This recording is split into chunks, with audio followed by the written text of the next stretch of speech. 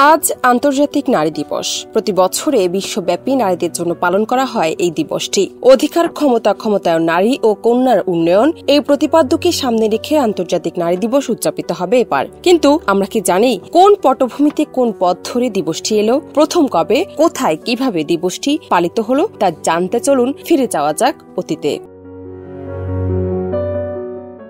ইতিহাস বলে নারী শ্রমিকের অধিকার আদায়ের সংগ্রামের পথ ধরেই আসে বিশ্ব নারী দিবস।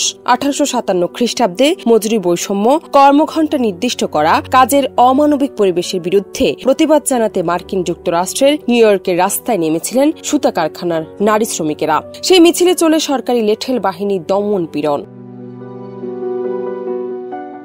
1909 সালের 28 ফেব্রুয়ারি নিউ ইয়র্কের সোশ্যাল ডেমোক্রেট নারী সংগঠনের পক্ষ থেকে আয়োজিত নারী সমাবেশে জার্মান সমাজতান্ত্রিক নেত্রী ক্লারা জেটকিনের নেতৃত্বে সর্বপ্রথম আন্তর্জাতিক নারী সম্মেলন হল। ক্লারা ছিলেন জার্মান রাজনীতিবিদ, জার্মান কমিউনিস্ট পার্টির স্থপতিদের একজন। এরপর 1910 খ্রিস্টাব্দে ডেনমার্কের কোপেনহেগেনে অনুষ্ঠিত হয় দ্বিতীয় আন্তর্জাতিক নারী সম্মেলন। 17টি দেশ থেকে 100 জন নারী প্রতিনিধি এতে যোগ দিয়েছিলেন। এই সম্মেলনে ক্লারা প্রতি বছর 8 মার্চকে আন্তর্জাতিক নারী দিবস হিসেবে পালন করার প্রস্তাব দেন।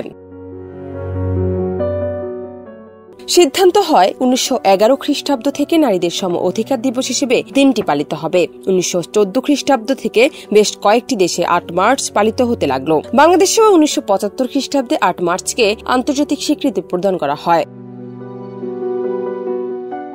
দিবসটি উপলক্ষে বাণী দিয়েছেন অন্তর্বর্তী সরকারের প্রধান উপদেষ্টা ড মোহাম্মদ ইউনূস। তিনি বলেছেন, নারীদের সম্ভাবনা ও কর্মদক্ষতাকে উৎপাদনমুখী কাজে সম্পৃক্ত করে উন্নত বাংলাদেশ গড়ার অভীষ্ট লক্ষ্য অর্জনে বর্তমান অন্তর্বর্তী সরকার নির্বিচ্ছিন্নভাবে কাজ করে যাচ্ছে। বাংলাদেশ নারী সমাজের উন্নয়ন ও ক্ষমতায়নের ক্ষেত্রে এটাই হোক আমাদের অঙ্গীকার। জান্নাত টিপু, দেশ রূপান্তর।